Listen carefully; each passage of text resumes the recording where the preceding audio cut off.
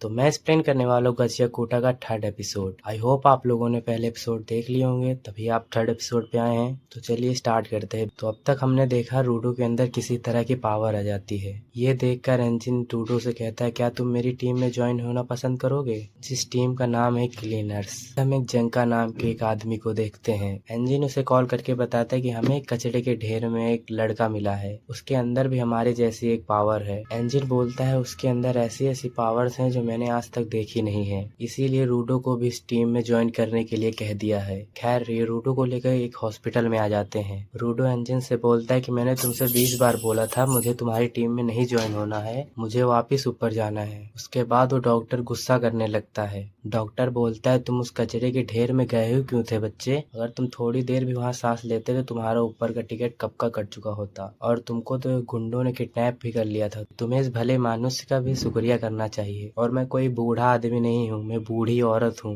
रूडो का इलाज हो गया था, दोनों बाहर आ गए थे और इलाज के पैसे एंजिन ने दिए थे। रूडो उसे थैंक यू बोलता है। रूडो फिर से बोलता है, मुझे तुम्हारी टीम नहीं ज्वाइन करनी है, मुझे बस ये जानकारी बता दो कि मैं ऊपर कैसे जा सकता हूँ। एंजिन बोलता है कि तुमने उन गुंडों को देखा ही होगा, ऊपर वालों से वो कितनी नफरत करते हैं। और रूडो, तुम सोचो अगर यहाँ पे किसी को पता चल गया कि तुम ऊपर से आए हो तो तुम्हारा क्या हश्र होगा। तो इस जगह पे जानकारी फ्री में नहीं मिलती, तो तुम चुपचाप अपना मुंह बंद रखो और चुपचाप मेरे पीछे आते रहो। ये एक जगह पे जाके बर्गर खाने लगते हैं। रूडो सोचता है कि पिट में सिर्फ कचड़े के सिवा कुछ नहीं होगा, बट यहाँ पर तो पूरा का पूरा शहर बसा पड़ा हुआ है जिनमें लोग रहते हैं। एंजिन रूडो को एक्सप्लेन करता है कि यहाँ पर एनिमा नाम की एनर्जी होती है जो टाइम के साथ साथ इकट्ठा होती है। वो मॉन्स्टर एनिमा नाम के कचड़े से बने हुए हैं। वो इंसानों को देखते ही उन पे हमला कर देते हैं। ज्यादातर तो वो कचड़े में ही रहते हैं, कभी कभी वो शहर में भी घुस जाते हैं। आम हथियारों से इन मॉन्स्टर को नहीं मारा जा सकता है, लेकिन रूडो के ग्लव्स जरूर उनको मार सकते हैं। जैसे एक शेफ के पास उसका एक चाकू होता है जिसकी वो सालों तक धार करता है, या एक राइटर के पास उसका एक पेन होता है, वैसे ही किसी चीज का अगर इंसान अच्छे से ख्याल रखता है तो उसके अंदर सोल आ जाती है। ऐसे हथियारों को स्पेशल वाइटल इंस्ट्रूमेंट कहा जाता है। जैसे एंजन के पास उसका छाता है और रूडो के पास उसके ग्लव्स। क्योंकि वो मॉन्स्टर एनिमा से बने हुए हैं तो उन्हें एनिमा नाम वाले हथियारों से ही हराया जा सकता है। लेकिन बहुत कम ही लोग हैं जो अपनी पावर को दिखा सकते हैं, जैसे कि रूडो और एंजन,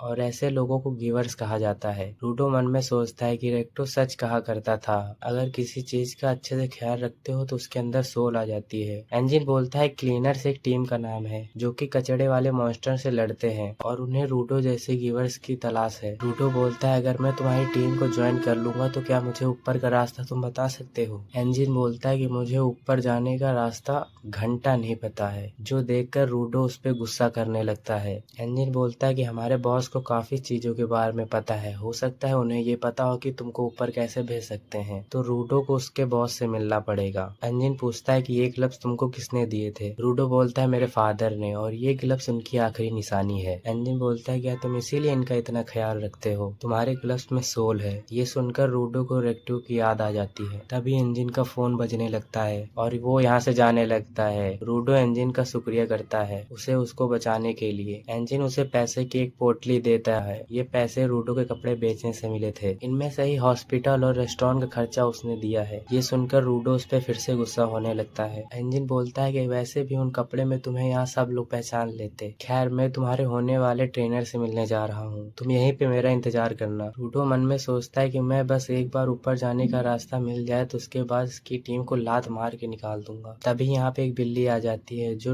रूडो की पोटली लेके जाने लगती है। वहाँ रखी एक लाठी को लेकर उसके पीछे भागने लगता है और बिल्ली को पकड़ लेता है और पोटली ले लेता है। ये लाठी असल में जंका की थी जो रूडो से वापस अपनी लाठी मांगता है। रूडो मन में सोचता है उसे ये फालतू की लकड़ी क्यों चाहिए। जंका फिर झक्का मार के रूडो से अपनी लाठी ले लेता है। रूडो उसके कपड़ों में लगा हुआ बैज देखकर समझ जाता है कि ये एंजिन की तरह भी एक क्लीनर है और उसका स्पेशल आइटम ये लाठी है। जंका उस लाठी को घुमाते हुए कहता है, तुम्हारी हिम्मत कैसे हुई मेरे खजाने को छूने की? तुम्हें तो सबक सिखाना पड़ेगा। वो अपनी लाठी को लोहे की रॉड में बना देता है और रूडो पे अटैक कर देता है और कहता है, चोरी करने का उसे फल तो मिलना ही चाहिए रूडो। अब रूडो पूछता है कि तुम्हें मेरा नाम कैसे पता है? जंका कहता है, मुझे तुम्हारे बारे में एंजिन ने सब कुछ बता दिया है और मैं तुम्हारा नया ट्रेनर हूँ। सोचा नहीं था कि तुम्हें इतनी मामूली बात भी सिखानी पड़ेगी कि चोरी करना करना गलत बात है। रूडो कहता है कि मैं बस उस बिल्ली से अपनी पैसे की पोटली ले रहा था। जेंका बोलता है तुम्हारे बाप ने लगता है अच्छी परवरिश नहीं दी है। ये सुनकर रूडो गुस्सा होने लगता है। उसे रेक्टो की एक बात याद आ जाती है कि तुम्हारी कोई बात सुने तो चुपचाप होकर उसकी अच्छे से पहले बात समझ लो। तुम्हें ठंडे दिमाग से ये सोचना होगा कि सामने वाले मन में क्या चल रहा है। रूडो सोचता है मैंने तो इसकी छड़ी चुराई थी, जाहिर सी बात है इसे गुस्सा आना चाहिए। मेरे ग्लव्स कोई चुरा लेता तो मुझे भी गुस्सा आता ही। रूडो अब जंका से माफी मांगता है कि उसे पता नहीं था कि ये लाठी तुम्हारी है। ये सुनकर जंका का गुस्सा बिल्कुल शांत हो जाता है और वो भी रूडो से माफी मांगने लगता है कि ये मेरा खजाना था तो मैं थोड़ा ज्यादा ही गुस्सा हो गया। ये देखकर रूडो हैरान हो जाता है कि बातचीत करने से मामला तो बिल्कुल शांत हो गया। रेक्टो सही कहता था। जेंका रूडो को हाथ देके उठाता है कि तुम्हारा स्पेशल आइटम क्या है और तुम उससे क्या कर सकते हो। रूडो उसको अपने ग्लव्स दिखाता है। मुझे नहीं पता ये ग्लव्स क्या कर सकते हैं। जेंका बोलता है तुम्हारे ग्लव्स तो एकदम धांसू हैं। जेंका ये भी पूछता है कि तुम क्लीनर्स क्यों ज्वाइन कर रहे हो। रूडो कहता है कि मैं तो बस उनकी हेल्प कर रहा हूँ,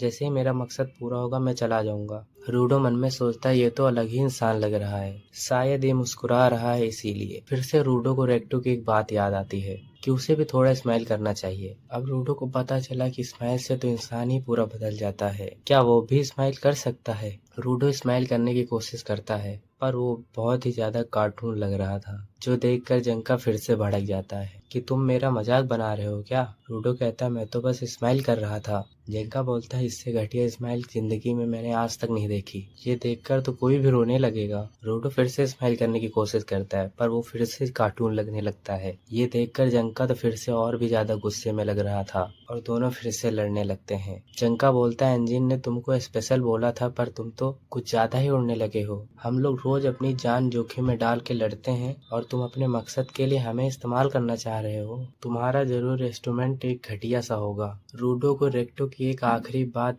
याद आने लगती है कि इस घटिया दुनिया को बदल दो। रूडो गुस्से में बोलता है कि तुमने मेरे मकसद को घटिया कहा, मैं इसके लिए कुछ भी कर सकता हूँ। तुम अपनी जबान संभाल कर बात करो कमीने। अब दोनों लड़ने के लिए तैयार हो जाते हैं। जंका फिर से अपनी लाठी को ट्रांसफॉर्म कर लेता है, पास वाले डिब्बे से एक रॉड निकाल लेता है, उसमें अपनी पावर्स डाल देता है। ये देखकर जंका हैरान हो जाता है। उसे लग रहा था कि रूडो का स्पेशल आइटम उसके ग्लव्स होंगे। दरअसल इंजन ने एक बात उसे नहीं बताई थी कि एक इंसान के पास एक ही स्पेशल आइटम होता होगा, लेकिन रूडो के साथ ऐसा नहीं होता। किसी चीज को अगर वो छू लेता है उसका वो हथियार बन जाता है। इसीलिए इंजन ने रूडो को स्पेशल बोला था और जेंका को यकीन था कि रूडो को वो हरा सकता है बहुत आसानी से। तभी जेंका की लाठी ऊपर से आके गिरती है। रूडो को पता भी नहीं चलता उसने ये कैसे किया। जंका रूडो पे हमला कर देता है। रूडो जंका के सामने बहुत ही ज्यादा स्लो पड़ रहा था। रूडो जंका के गाल पर मारता है और उसे कुछ नहीं होता और वो रूडो को नीचे गिरा देता है। जंका नोटिस करता है कि उसके गाल पे तो पॉटी लगी हुई है, यानी कि रूडो एक टॉयलेट प्रेजेंस से हमला कर रहा था।